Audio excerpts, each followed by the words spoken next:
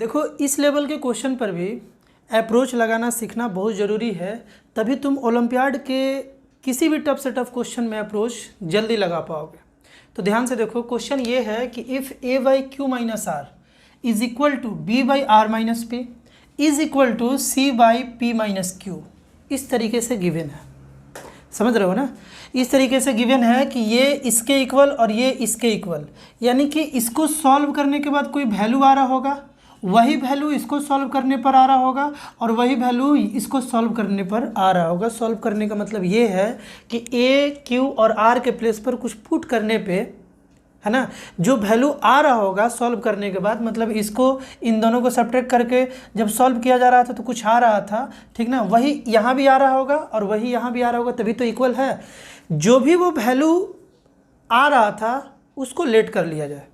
Late that value is equal to K मान लिया जाए थोड़ी देर के लिए, नहीं मालूम है ना कि क्या आ रहा था, तो मान लिया जाए थोड़ा देर के लिए कि जो भी इसका वैल्यू इसको सॉल्व करने के बाद वो के है, इसको भी सॉल्व करने के बाद वो के है, इसको भी सॉल्व करने के बाद वो के है, क्योंकि तीनों आपस में इक्वल है।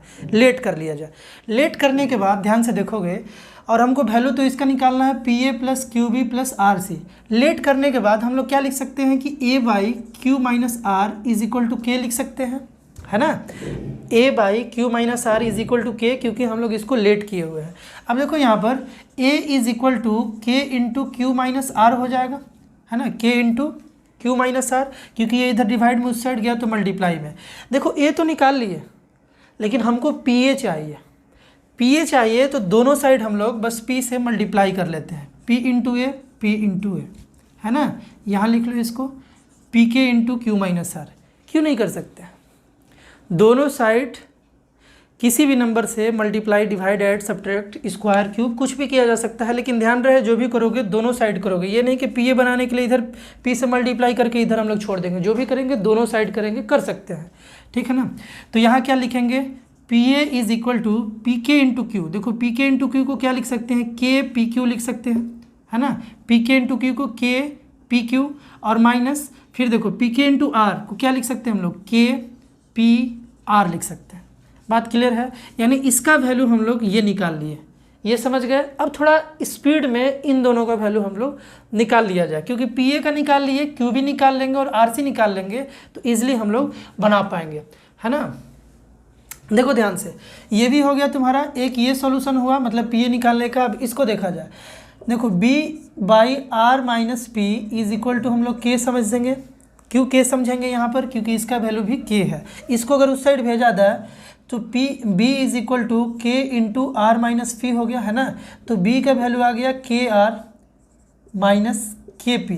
देखो बी, यहाँ बी के साथ क्यू है तो दोनों साइड हम लोग क्यू से मल्टीप्लाई कर लिए, इधर भी क्यू से मल्टीप्लाई कर लिए। क्यू से मल्टीप्लाई करते हैं ये क्यू भी हो गया और इज इक्वल टू क्यू के आर, क्यू इंटू के आर यानी क्यू के आर माइनस क्यू के पी, क्यू के पी आ गया। बात यहाँ तक क्लियर होगा। उसी तरीके से जल्दी से इसका भी वैल्यू निकाल लिया जाए तो सी is equal to K into P minus Q हो गया। देखो इसको हम लोग इस साइड लेकर के गए तो मल्टीप्लाई में हो गया। देखो आर सी है, सी नहीं निकालना है, आर सी निकालना है ताकि ऐड कर पाएँ। देखो पी ए निकाल लिए, क्यू भी निकाल लिए, पी ए क्यू भी निकल गया, आर सी निकाल लिया जाए तो दोनों साइड आर से मल्टीप्लाई, आर सी यहाँ पर आर के पी माइनस क्यू मल्टीप्लाई किया जाए तो आर सी आ गया इज इक्वल टू आर के पी, यानी कि के आर पी लिख सकते हैं माइनस के आर क्यू लिख सकते हैं, के आर और क्यू लिख सकते हैं, है ना। इतना लिखने के बाद अब सिंपली समझ रहे हो क्या करना है, ऐड कर देना है। ऐड कैसे करोगे, हम लोगों को निकालना था P A plus Q B plus R C. तो पी ए का वैल्यू कितना था, देखो पी ए का वैल्यू कितना था, हम लोग को निकालना था P A plus Q B plus R C. P A का वैल्यू रखते हैं, पी ए का वैल्यू इतना है तो लिखेंगे के पी क्यू माइनस के पी आर, है ना, प्लस क्यू बी का वैल्यू लिख दिया जाए। क्यू बी का वैल्यू आ गया तुम्हारा क्यू के आर माइनस क्यू के पी। उसी अनुसार से आर सी का वैल्यू प्लस में है तो प्लस में आर सी का वैल्यू के आर पी, देखो के आर पी माइनस के आर क्यू है। अब ध्यान से देखो कौन कट रहा है कौन नहीं कट रहा है, के पी क्यू। ध्यान से देखोगे ये दोनों सेम है क्या, के पी क्यू के पी, बात तो सेम है, एक प्लस में एक माइनस में एक कैंसिल हो गया।